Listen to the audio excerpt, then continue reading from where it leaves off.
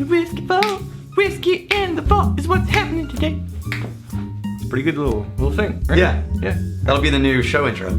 Jeffrey Patrone, way beyond patron saints. Is he? He's up to like 18 bottles now. I feel really bad now. I feel really bad because we asked the people what do we think of the title of Paladin. But we haven't had time to read their responses because that video hasn't aired because yet. we haven't aired the video. Yeah. So it's still tentatively titled Jeffrey Patrone, Paladin of Whiskey. Yay. We'll do a thing. How about Emperor? You Emperor. Or Sire. All right. Jeffrey Patrone. You know what's another good option? This is if people love Paladin. I'm just throwing a gear in the works. Prophet. You whiskey prophet. The whiskey prophet? Yes. Because he can foretell the future? He's prophetic. Yeah. In his whiskey knowledge. It's so, yeah. But anyway. Right. Jeffrey Patrone, you're a badass. How about that? Yeah, good. Thank you. Have them opened beforehand? Oh, wait. You know what? I realized in the last episode, I'm about to throw these away. He asked, what's the go-to scotch? I said a Jameson Irish. Oh, okay. No, I was just thinking, we just finished the last episode. I was just thinking, what's your go-to whiskey? Yeah. So scotch? Honestly, if I'm in a restaurant eating food, there's other things I'm going to reach for before scotch. Go ahead. Okay, this is Hirsch 8-year High-Rye bourbon. Yeah. They sourced this from MGP, Sure. as far as we know. And they're basing this is actually Anchor Distilling, a California company that's reviving a famous whiskey name. Okay. And A.H. Hirsch was a banker who invested in Schaeferstown and kept this distillery that was a really famous distillery, kept it open longer when it would have closed. And there was a time in history when this was regarded as one of the best bourbons in the world. Right on. Now they're sourcing interesting barrels of MGP that they like at a higher age statement. Okay. And this is the High-Rye mash bill. So I'm really digging the nose on this. Yeah. And the nose for me is this beautiful combination of, and a nice balance too, of wildflowers and cherries. And cinnamon, though. There's a big, for me, a brown sugar cinnamon. Okay, note. yes. But the thing that's going to be most different than what I'm typically getting from a lot of MGP whiskeys that I remember. This is very different than any MGP whiskey I've ever tried. It's directionally, it's in the same ballpark. But there's another layer of the wildflowers that I'm really liking. Along with the cherries, which are very classic. Ooh, there it is.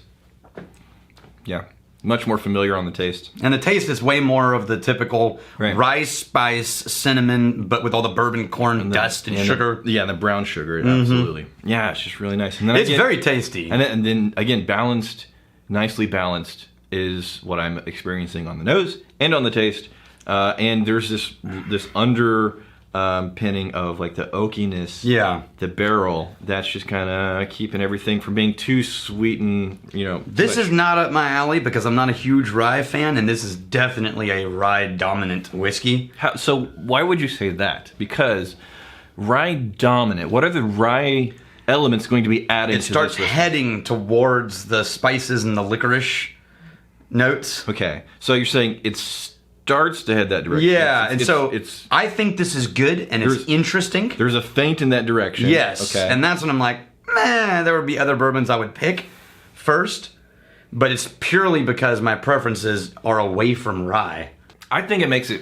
I think the presence of it starting to at least step in the direction of the rye spice, not anise. It definitely makes it not black licorice, not anise, but it keeps it from being super, predictable.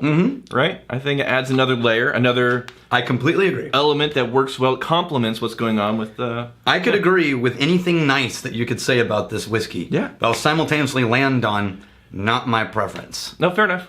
Not that I dislike it. Right. If I was only drinking this, Right. I would be fine. We're all hanging out. You know what I'm really loving about this though?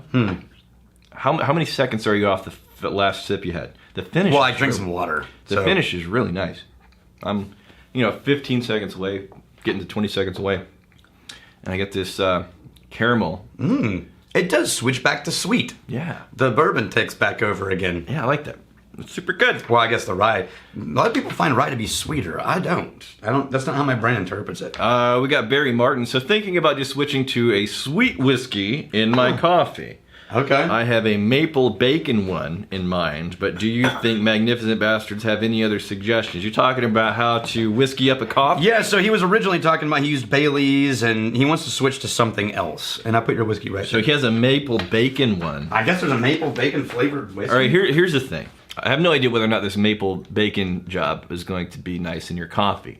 I think because it's talking about flavorings with breakfast elements like maple and bacon, then you're going to assume, oh, it's going to go absolutely wonderfully in coffee. It's like, no, they just put some maple and bacon there for people that really like breakfast. They're going to grab that bottle. There absolutely are likely to be some amazing options for what whiskeys you could put into a coffee that would be better than something that's very, obviously leaning into a breakfast mode. You keep in mind when you're blending things, which is what you're doing when you mix whiskey and coffee. Right. When you're blending things, it will always catch you off guard what lives in a blend and what disappears. Yeah. So play around with it, but I'd be interested to see people's comments on what whiskeys they think go well in a coffee. MBs, if you're playing around with the whiskeys in the coffee there, what do you like? Yeah, let us know. All right, this is from Sam Thompson. Sam Thompson, you magnificent bastard.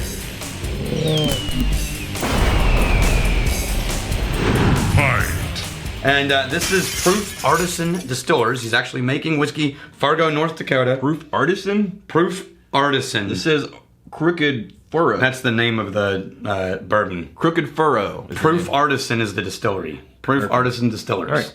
All right. So the first approach to the nose, did not like it. I'm on approach 3 and 4. I'm really liking it. Okay.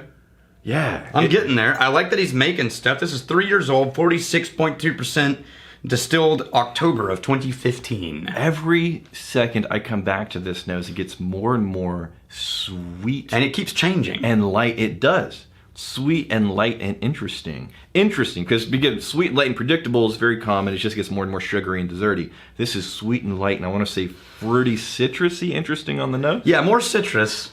Yeah. Wow. And then, dare I say, a little bit of it's a light and frisky eucalyptus. Yeah, that's where I was headed to. Light and frisky eucalyptus. Light and frisky. Yeah. Woo. Yeah. And then you turn around and you say, "What the hell, Crooked Furrow?" You say, "You silly goose." Oh, I like the taste. I was not expecting that. It changed 3, 4. It's now on a 4th variation. It's now into pure brown sugar at the very end. Yeah, so we often talk about whiskeys that on the nose, on the taste, they switched up from moment to moment. Yeah. That's absolutely happening. This is a roller coaster. Yeah, it's nice. Some moments are like, oh, shit. And everyone's like, oh, that's all right. Then, Yeah, oh, that's another good one. Oh, man, that was fun. I got to try that again. Super. All right. These guys are North Dakota. So they're one of the 15 people in North Dakota. Joel Kath is the owner and distiller. Right on. And this is 3 years. Aged 3 years, 46.2% alcohol. I already read all that. So nobody listens to you.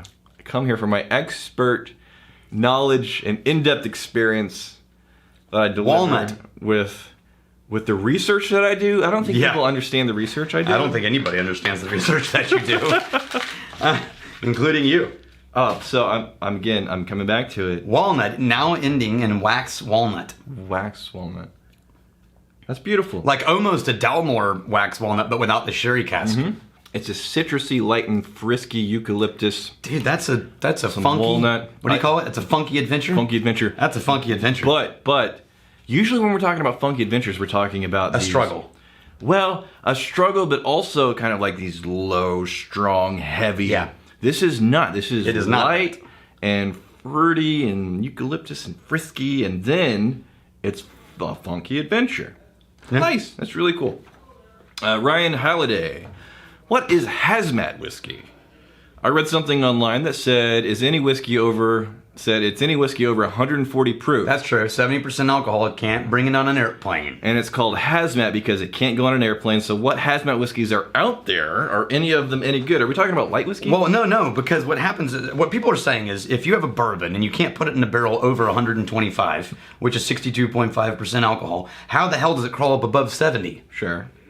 The answer is, in America, in a high heat and humidity environment, water evaporates before alcohol, and proof will rise over time. And yes, there are absolutely some cask strength bourbons out there Right. that have curled past the 70% alcohol line. Wow. And holy sh! They are serious. She's got real, yo. Very serious. All right. I think we're good, yeah. This was a nice little surprise here. Really enjoyed like that. it. Here's to fighting, stealing, and drinking. If you fight me, I fight for a friend. You steal, may you steal a lover's heart. And if you drink, may you drink with us. Hey, thanks for hanging out with us in the Whiskey Vault. Don't forget to throw in a like, hit that subscribe button on the bottom right, and drop a question or comment down below.